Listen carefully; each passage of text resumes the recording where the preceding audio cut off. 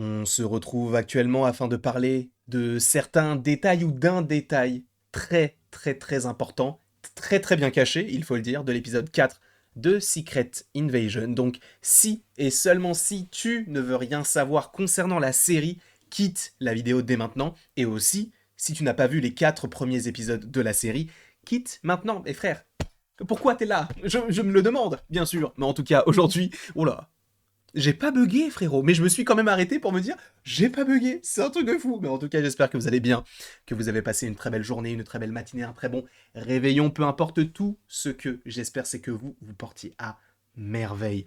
Aujourd'hui donc, nous allons évoquer l'épisode 4 de Secret Invasion. Sachez que j'ai déjà tourné la vidéo sur les 10 détails de l'épisode, qui sortira samedi, donc j'espère que je vous y retrouverai si vous en avez envie. Mais là, présentement, on est là pour parler d'un détail qui est l'un des derniers que j'évoquerai dans cette vidéo-là, mais parlons de Secret Invasion, bien sûr. Ce logo, personnellement, avec le... Mais, ah, frère, je sais pas ce que vous pensez du générique. Moi, j'aime bien. Moi, je trouve que c'est hyper intéressant. Je trouve que vraiment, il est bien. Alors, en général, je le passe, mais la musique, elle fonctionne parfaitement bien. Ce côté un peu dramatique et tout, je trouve que c'est super cool. Mais ce n'est pas le sujet. Mais j'ai changé le logo et je me suis dit, vas-y, il fallait que je mette celui-ci. Et pour le coup, je le trouve superbe, ce générique. Et ce logo avec donc la Terre derrière. Bon, bien sûr, ça a été fait par une intelligence artificielle. Certains vont me dire, oh, tu piques le travail de. Enfin, pas moi, mais ceux qui bossent chez Marvel.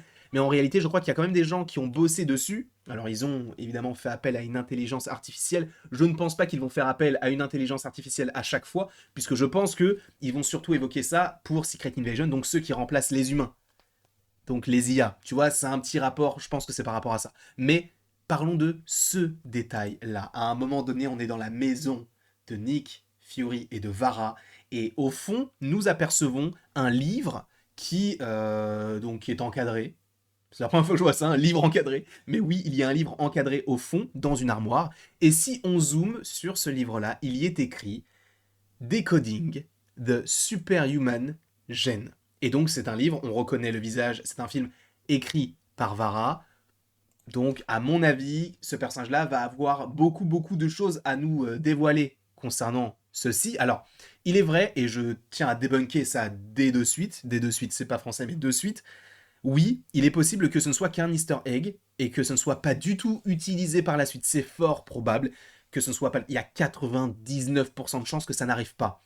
Mais étant donné qu'on te laisse dans cette série ce petit détail caché, je pense que... Enfin, tu sais très bien, moi je vais m'en servir, je vais en faire une vidéo. Donc je me dis, pourquoi pas. Donc c'est pour ça, ne voyons pas trop grand, disons-nous juste que c'est quelque chose qui peut être plutôt intéressant à évoquer pour une vidéo.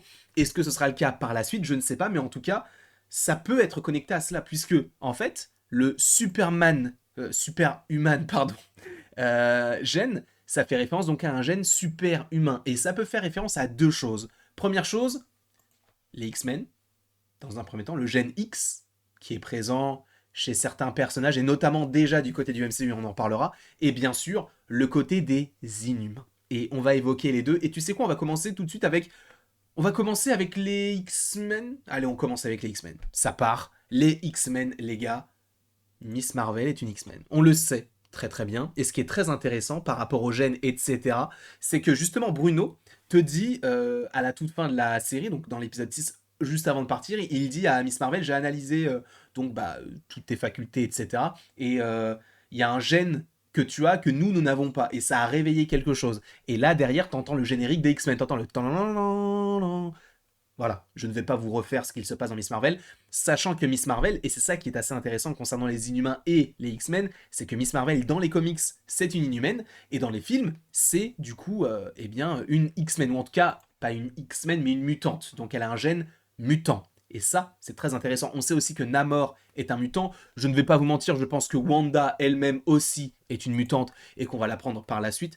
Juste pour vous dire, Miss Marvel a eu ses pouvoirs parce que le bracelet a décuplé ce qu'il y avait déjà en elle. Je pense que c'est la même chose par rapport à Wanda, par rapport à la pierre de l'esprit qui a réveillé son gène mutant. Et ça, on en avait parlé il y a environ 2 ans, je crois. Donc, n'hésitez pas à aller voir la vidéo si vous en avez envie. Mais donc, concernant les X-Men, je me dis que peut-être que ce personnage-là est en train justement de les étudier. Et en fait, ce qui est assez intéressant, c'est que ces personnages-là qui sont évidemment un lore, qui ont un lore extrêmement imposant dans l'univers Marvel, arrive progressivement du côté du MCU, ce n'est pas boum, on a un film X-Men. On a d'abord eu Wanda, qui a été d'abord mentionnée comme une optimisée, même si au final, au fur et à mesure, il redconne un petit peu et on se dit, bah oui, elle peut être une mutante. Pareil pour Namor dans Black Panther Wakanda Forever, pareil pour Miss Marvel, etc. Donc les mutants arrivent au fur et à mesure. En plus de ça, le premier programme qui devrait arriver en lien avec les X-Men dans l'univers Marvel, ce n'est pas un film, mais c'est une série d'animation qui reprend les mêmes codes d'une série des années 90 qui s'appelle donc X-Men 97, qui devait sortir initialement normalement en 2023, mais ça a été supposément décalé à 2024,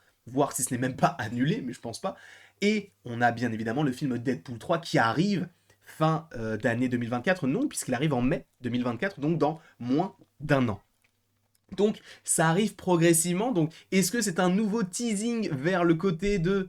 En fait, oui, les X-Men existent, et ils sont déjà parmi nous, pas besoin de les évoquer, de te dire, ok, il y a Deadpool, mais il va ramener plein de gens. Non, il y a le multivers d'un côté, peut-être qu'il y a déjà des mutants qui existent là, et qu'au fur et à mesure dans le MCU, on va te dire, ok, maintenant il y a un institut pour les mutants, peut-être qu'il existe déjà et qu'il est caché, bref, ça peut être hyper intéressant d'évoquer cela de cette manière-là pour les protéger, hein, ces jeunes enfants ou ces jeunes étudiants ou ces jeunes adultes, bref, ces jeunes, et du coup de se dire que oui, ce sont des mutants. Et il est vrai que le gène super humain, entre guillemets, ce n'est pas uniquement en lien avec le gène X, donc avec les X-Men, mais ça peut être également en lien avec les Inhumains.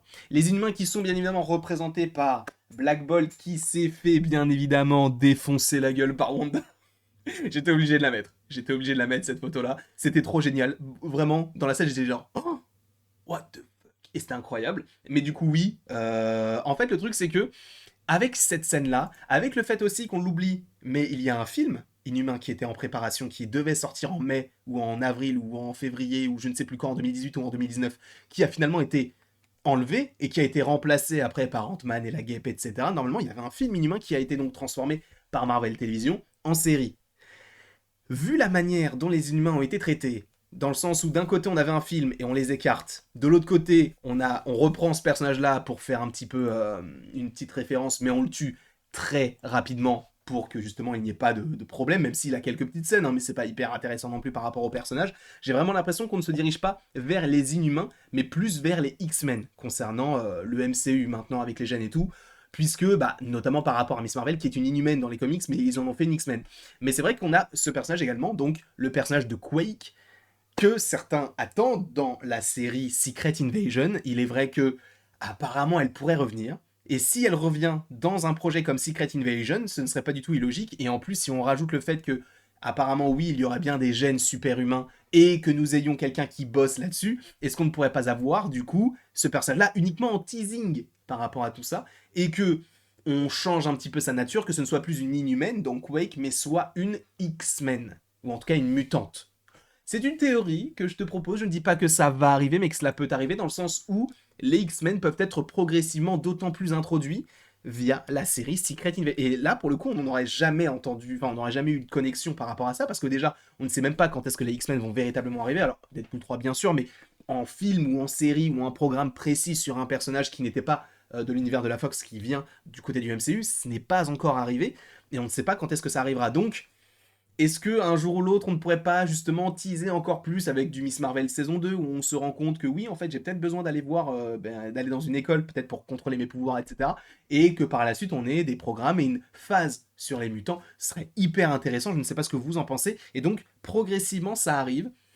Moi, c'est uniquement une petite théorie que je te propose. Les mutants, les inhumains, je pense plus aux mutants, vu tout le schmilblick qui s'est fait autour du projet Inhumain qui a été donc décalé en série et après Black Bolt dans le film Doctor Strange qui a été vite évincé. Mais n'hésitez pas bien sûr dans les commentaires à me dire ce que vous en pensez. N'hésitez pas non plus à aimer, à partager, à commenter et à vous abonner si ce n'est pas déjà le cas. Et après tout ceci, il ne me reste plus qu'à vous dire à la prochaine pour la prochaine. Et bien sûr dans les commentaires, vraiment dites-moi s'il vous plaît ce que vous pensez de tout ça. Peut-être que je me trompe à 1000%, mais je me dis que ça peut être hyper intéressant, donc n'hésitez pas à me le mettre en commentaire.